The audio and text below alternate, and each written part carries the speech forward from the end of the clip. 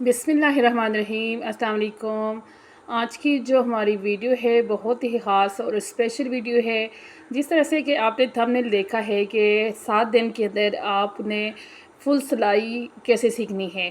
आपको बिल्कुल भी सिलाई नहीं आती, आपको कुछ पता नहीं है कि मशीन कैसे चलाते हैं, कटिंग कैसे करते हैं, नाप कैसे लेते हैं। तो बस आपने टेंशन नहीं लेनी। ये 7 दिन के जो है ना, आपने सारी वीडियो को देखना है। सबसे पहले आपने इस तरह से एक जो है नोटबुक आपने ले लेनी है, डायरी है, नोटबुक है, जो भी आपके पास। उसके बाद ये है ग्लू स्टिक, जो कि मेन चीज़ें हैं स्टिचिंग के लिए। ये इसके बाद पेन वगैरह, और ये है इंची टेप, और उसके बाद ये हो गया सीज़र, और ये हो गया थ्रेड। ये जो मेन चीज़ें होती हैं आपकी स्टिचिंग के लिए बहुत ज़्यादा ज़रूरी होती हैं। और इसके बाद ये शावर भी बहुत ज़्यादा ज़रूरी होते हैं। जब आगे हम लोग स्टिचिंग करेंगे तो फिर आपको इसकी अहमियत को पता लगेगा कि ये हमें किस लिए ज़रूरी होता है। तो ये वाली जो चीज़ें हैं, सबसे पहले तो आपने इस तरह से अपने पास ये सारी चीज़ें, अगर आप सिलाई सीखना चाहती हैं तो ये चीज़ें आपने अपने पास पहले से ले लेनी हैं। क्योंकि ये जो ग्लू स्टिक है ये भी मैजिक है, इसको भी साइड पर रखते हैं। ये जो जब जाहिर सी बात है ये थ्रेड की ज़रूरत हमें स्टिचिंग के टाइम पड़ती है। और ये इंची टेप जो होता है ये नाप लेते वक्त, कटिंग करते वक्त, सीज़र भी उसी टाइम यूज़ होती है। अभी जो हमारे पास मेन चीज़ें दो हैं तो वो यहाँ से शुरू होंगी कि हमारे पास पेन हो और नोटबुक हो। तो चलें शुरू करते हैं फिर अपना काम यहाँ से। तो यहाँ से मैं बिल्कुल आपको नज़दीक नोटबुक के करती हूँ ताकि आपको अच्छे से समझ आए कि हमने क्या करना होता है। सबसे पहले आपने नोटबुक के ऊपर यहाँ पर लिखना है कमीज़ की लंबाई, यानी कि कमीज़ लंबाई लिखेंगे। कमीज़ की लंबाई ये हो गया।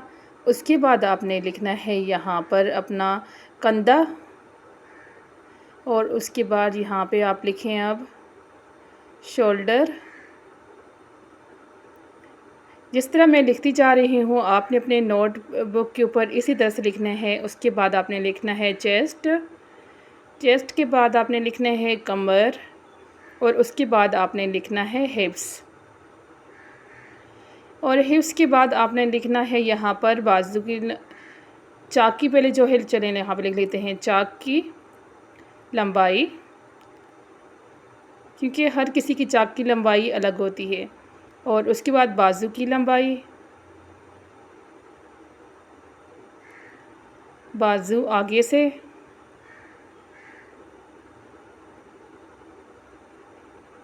ये तो हो गया हमारा कमीज़ का नाप। जब आप कमीज़ में कटिंग करेंगी तो ये नाप आपने करना है। तो अब नंबर आते हैं हमारी सलवार का। तो सलवार की पहले लंबाई लिखेंगे, फिर उसके बाद लिखेंगे आसन, और उसके बाद लिखेंगे पांचा। बस सलवार का बस यही 3 चीज़ें होती हैं। कमीज़ के अंदर ऊपर आपने देखा कमीज़ से होती है, लेकिन सलवार के अंदर बस ये सलवार लंबाई, आसन दूसरे नंबर पर, और तीसरे नंबर पर पांचा हो गया हमारा। बस ये सलवार की होती है। और कमीज़ के लिए ऊपर जो जितनी डिटेल आपको मिली है वो कमीज़ की होती है कि आपने कमीज़ में ये चीज़ें जो है आपने लिख कर रख देनी हैं। इंशाल्लाह दूसरी क्लास के अंदर मैं आपको बताऊंगी कि आपने किस तरह से आगे किस तरह से चलना है। बस वो जिस तरह से आप साथ मेरे चलती जाएंगी तो फिर आपको खुद से समझ आ जाएगी कि हमने नाप कैसे लेना है, कटिंग कैसे करनी है, स्टिचिंग कैसे करनी है। तो वो सब कुछ एवरीथिंग आपको इंशाल्लाह बहुत डिटेल से मैं समझा दूँगी। और इसके बाद जो चीज़ रहती थी, ये इस तरह से पिन्स जो होती हैं ये भी आपकी कटिंग और स्टिचिंग के टाइम पे बहुत ज़्यादा ज़रूरी होती हैं। तो स्पेशली बिगनर्स के लिए तो मैं समझती हूँ बहुत ज़्यादा ज़रूरी होते हैं।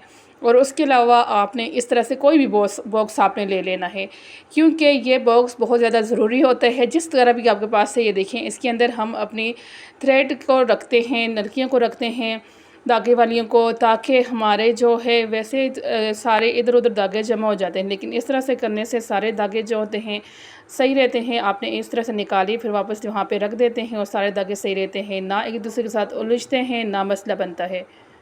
इसलिए आपने जो जो बातें मैं आपसे शेयर कर रही हूँ इनको फॉलो भी करना है। अगर आपने एक प्रोफेशनल तरीके के साथ अपनी सिलाई का काम शुरू करना है, सीखना है, तो फिर उसके बाद जो नंबर आता है, अब यहाँ पर नंबर आता है मशीन का।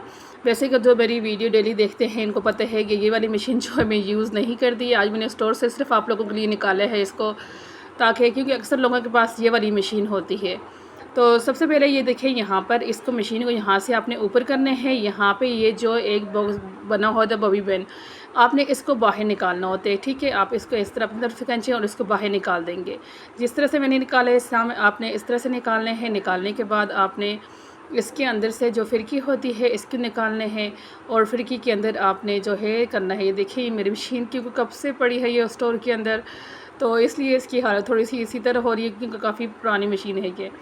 तो इस तरह से आपने ये जो इसके अंदर होती है फिरकी सी, इसके ऊपर आपने धागा डालना होता है। धागा डालने के बाद आपने इसको इस तरह से इसके अंदर जो होते हैं अच्छे से बिठा लेते हैं। बिठाने के बाद यहाँ पर एक मिनट, ये देखें यहाँ पर आपको ये नज़र आ रहा है ना, ये देखें यहाँ पर धागा आप लेके आएंगे।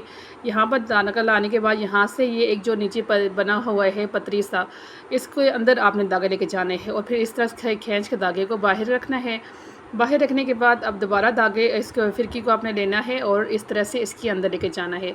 अब जहाँ पर आप मेरे हाथ टच हो रहे हैं ना, यहाँ पर आपने ये सामने सुराख बना हुआ नज़र आ रहा है, यहाँ पर आपने इसको इस तरह से प्रेस करना है। जब टक की आवाज़ आएगी तो समझ लेना कि आपकी फिरकी अपनी जगह पर अच्छे से बैठ गई है। तो ये तो हो गया पहला काम कि मशीन के अंदर हम फिरकी के अंदर धागा डाल के फिर उसको कैसे निकाल सकते हैं, कैसे सेट कर सकते हैं। अब नंबर आते हैं ऊपर से, तो ऊपर से ये धागा पहले है तो उसको मैंने निकाल दिया है। निकालने के बाद अब आपको ऊपर वाली साइड से बताती हूँ कि किस तरह से आपने धागे को जो है करना है। यहाँ पर ये एक कील सी लगी होती है जिसके अंदर इस तरह से नलकी को डाला जाता है, लेकिन मैंने यहाँ पे निकाला हुआ था क्योंकि बच्चे अक्सर इसके ऊपर बैठते थे, तो इसलिए मैंने निकाल दिया कि फिर मसला न बन जाए बच्चों के लिए। सबसे पहले आपने यहाँ ऊपर से धागा डाला, ये देखें यहाँ पर, उसके बाद यहाँ पे, और उसके बाद आपने यहाँ से ये जो है ये यहाँ से आप अंदर डाल देंगे धागा। ये अब आपको धागा नीचे वाली साइड से भी ऊपर वाली साइड से भी डालना आ गया है कि किस तरह से आपने धागे को डालना है, और उसके बाद आपने यहाँ से डालना है धागा। यहाँ पर धागा डालने का फ़ायदा ये होता है कि आपका धागा बार बार टूटता नहीं है, सही रहता है। तो इसलिए यहाँ पे भी आपने धागे को ज़रूर डालना है, और उसके बाद बस आपने अपनी सुई के अंदर जो है धागे को डालना होता है। ये था मशीन की, जो जिन लोगों को मशीन बिल्कुल चलानी नहीं आती उनके लिए, कि आपने किस तरह से नीचे वाली साइड पर धागा डालना है और किस तरह से आपने ऊपर वाली साइड से धागे को सेट करना है। ये देखिए अब सुई के अंदर आपने धागा डाल दिया है। अब इसको करते हैं बंद, और बंद करने के बाद अब आपने पीछे से इसके पेडल को घुमाना है तो सुई नीचे जाएगी। जब सुई नीचे जाएगी आप धागे को इस तरह पकड़ कर रखना है, तो ये नीचे से अपना दूसरा धागा लेके ऊपर आ गया। तो अब यहाँ से अपना पेडल ऊपर करें और इसको इस तरह से रख दें, यहाँ तक आपको हो गया। इसके बाद स्टिचिंग का काम शुरू होगा। तो मशीन की जो धागा डालने का जितना प्रोसीजर था वो यही था। यहाँ तक आपको इस मशीन की तो आपको अच्छे से समझ आ गई होगी कि कैसे करते हैं। उसके बाद जो है ये देखें इसके साथ मोटर है, तो जिन लोगों ने मोटर लगानी है ज़ाहिर सी बात है उनको पता होगा। यहाँ पे इस तरह से मोटर के साथ इसको अटैच करते हैं, पीछे पेडल है, बस इसका इतना ही है, तो और नहीं यहाँ पे रहता है। ये देखें यहाँ पर ये जो आपको ये नज़र आ रहा है, तो ये होता है हमारे धागे को छोटा करने के लिए, बड़ा करने के लिए, ऊपर करने के लिए, नीचे करने के लिए। तो अब यहाँ से आपको बताती हूँ कि किस तरह से यहाँ से आप ऊपर करेंगे तो आपका धागा पीछे वाली साइड पर आपकी सिलाई जाएगी, यहाँ से नीचे करेंगे तो आपकी सिलाई नीचे आएगी। ऊपर करना है तो ऊपर ले जाएँ, या अगर नीचे करना है नीचे ले जाएँ। तो अगर आपने ना बड़ा सिलाई रखना है ना छोटा रखना है, तो फिर आपने इसको दरमियान में रखना है, ना नीचे ना ऊपर, इस तरह दरमियान में। अभी यहाँ पर इसके ऊपर एक गोल सा जो है बना होता है जिसके ऊपर नंबर लिखे होते हैं, लेकिन ये मशीन का मसला हुआ था, जहाँ से सही करवाया था तो उन्होंने ये लगाया ही नहीं है वापस। तो जिनके पास ये मशीन है उनको पता होगा कि यहाँ पे नंबर लिखे होते हैं जहाँ पे सेट करना होता है, लेकिन आपको मैं वैसे बता दी बिल्कुल दरमियान में यहाँ पे इसको रखेंगे तो फिर आपका धागा बिल्कुल सही रहेगा, ना बड़ा होगा ना छोटा होगा। तो यहाँ से आपने इस मशीन को यूज़ करना तो सीख लिया कि कैसे करते हैं। अब अगर जिनके पास ऑटो मशीन है तो मैं उसको भी बताती हूँ कि उसको आपने किस तरह से यूज़ करना है। ज़्यादातर लोगों के पास यही मशीनें होती हैं, इसलिए पहले मैंने वो बताया है, और अब ये जो है इसको मैं आपको बताती हूँ कि ये कैसे आपने यूज़ करनी है। तो ये है ऑटो मशीन। तो उसके लिए आपने यहाँ पर इसका ये अडॉप्टर होते हैं, अडॉप्टर के बगैर आपने इसका स्विच को डायरेक्ट जो है अपने जो नॉर्मल जिस तरह जहाँ पे हम लोग स्विच लगाते हैं वहाँ पे नहीं लगाना, क्योंकि वहाँ पे लगाओगे आपकी मशीन जल जाएगी। तो इसलिए आपने इसको अडॉप्टर में लगाना है। फिर अडॉप्टर की तार जो होती है आपने उसको डायरेक्ट अपने स्विच के अंदर लगाना है। तो ये इसके बाद यहाँ पर इसके ये ऑन ऑफ़ का बटन होते हैं कि यहाँ से आप इसे ऑन ऑफ़ कर सकते हो। इस तरह ये हो गया। और उसके बाद यहाँ पर आता है इसका नंबर कि आपने यहाँ से इसके धागे की कोई कैसे डालना होता है। ये यहाँ पर धागा डालता है। धागा डालने के बाद यहाँ से इसको मैं निकालती हूँ एक दफ़ा धागे को। ये देखें, यहाँ पे डालेंगे आप धागे को। यहाँ पर डालने के बाद आपने यहाँ से धागे को इधर लेके आएंगे। यहाँ पे जिस तरह से देखें, मैं बिल्कुल आपको सामने करके बता रही हूँ। यहाँ से यहाँ तक लेके आएंगे और यहाँ से आपने धागों को अंदर करना है। लेकिन अब एक हाथ से मैंने मोबाइल पकड़ा हुआ था तो मोबाइल पहले सेट करके रखते हैं साइड पर। आप दूसरे हाथ से ये देखें, एक हाथ से आप अंदर की तरफ प्रेस करेंगे और दूसरे हाथ से आपने धागे को ऊपर लेके जाना है इस तरह से। अब यहाँ पर जाने को ये देखें, ये इसका जो है यहाँ पर आपने इसके साथ अंदर लेके जाएंगे और बस ये यहाँ पे धागा की कोई ऑटो है, ऑटो के अंदर आपको पता है कि इसी तरह चटपट काम हो जाते हैं। तो बस ये धागा यहाँ तक आपका हो गया है। और इसके बाद आपने अपनी नीडल के अंदर जो है धागे को डालना है। ऊपर वाली साइड से धागे डालने का बस इसका यही प्रोसीजर है। बिल्कुल आसान है, कोई मुश्किल नहीं है। तो ये यहाँ पर इसी में अब धागा डाल देंगे। अब जिनकी वजह मशीन है उनको बताते चलो, ये कांच के लिए होते हैं। अगर आपने कांच करना है तो कांच के लिए ये वाला फूड आप यूज़ करना पड़ता है। अगर आपने ज़िप वगैरह लगाना है तो ज़िप के लिए ये वाला यूज़ करना होता है। अगर आपने पाइपिंग करनी है तो पाइपिंग के लिए आपने ये वाला फूड जो है यूज़ करना होता है। एक दफ़ा निकलने दे, ये देखें, ये पाइपिंग के लिए यूज़ होता है। इस तरह से मुख्तलिफ़ इसके पैर होते हैं, मुख्तलिफ़ इसकी यूज़ होते हैं। यहाँ से आपने इसको बाहर निकालना है, ऊपर वाला ढक्कन, और उसके बाद यहाँ पे जो इसके ये धागे वाली फिरकी है आपने इसको यहाँ से निकाल देना है। अभी मेरे आगे कैमरा आया हुआ है तो इसलिए मुझे थोड़ा मुश्किल हो रहा है। तो ये देखें, यहाँ से आपने किसी भी चीज़ के साथ इस तरह से पकड़ के इसको बाहर की तरफ निकाल देना है। और निकालने के बाद यहाँ पर इसके अंदर उसी तरह से सेम धागा डालते हैं जिस तरह से इससे निकाला दूसरी तरफ में डाला था। इसमें कोई मुश्किल वो नहीं है, बस धागा आपने इसके ऊपर चढ़ाना है। चढ़ाने के बाद यहाँ पर उसी तरह जिस तरह से आपने इधर छोटा सा कट बना होगा, कट के अंदर डालने हैं। वहाँ से आगे एक पतरी बनी होगी, वहाँ पे लेके जाने हैं। फिर एक निशान बना होते हैं, वहाँ से आपने धागे को इसी डायरेक्शन में जिस तरह से मैं बाहर लेके गई हूँ लेके जाने हैं और ऊपर से इसको बंद कर देना है। अब इसको ऊपर से जब बंद कर देंगे तो फिर सेम उसी तरह से आपने यहाँ से अपने धागे के पीछे इसका जो पेडल है उसको घुमाते हुए अपने धागे को नीचे लेके जाने हैं। ये नीचे के और नीचे से ऊपर आ गया।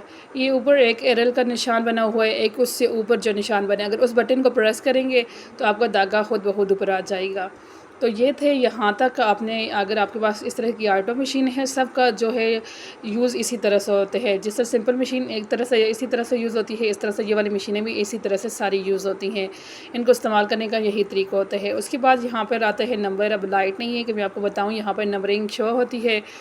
तो अभी वैसे मैं आपको बता देती हूँ कि यहाँ से आपने ये कोई भी डिज़ाइन है 1 से लेकर आपका जो है यहाँ पर जितने भी डिज़ाइन है तकरीबन 20 आपके डिज़ाइन हैं। तो आपने हर डिज़ाइन को पहले वाले नंबर पे जो बटन 2 हैं वहाँ से डिज़ाइन को होते हैं चेंज, दूसरे पे टांका बड़ा छोटा, और यहाँ से स्पीड होती है कि आपने स्पीड को कम रखना है, दरमियानी रखना है, ये बिल्कुल फुल रखना है। तो ये थी आज की हमारी पहली क्लास जिसमें आपने ये चीज़ें सीखी हैं। अब आपने प्रैक्टिस करनी है कल तक कि आपने किस तरह से नीचे वाली साइड पर धागा डालना है, किस तरह से ऊपर वाली साइड पर दाग रहे हैं। तो मिलते हैं नई वीडियो के अंदर कल इंशाल्लाह दूसरी वीडियो होगी जिसमें आपको कमीज़ और शलवार का नाप लेने का तरीका और कटिंग का तरीका मैं बताऊँगी।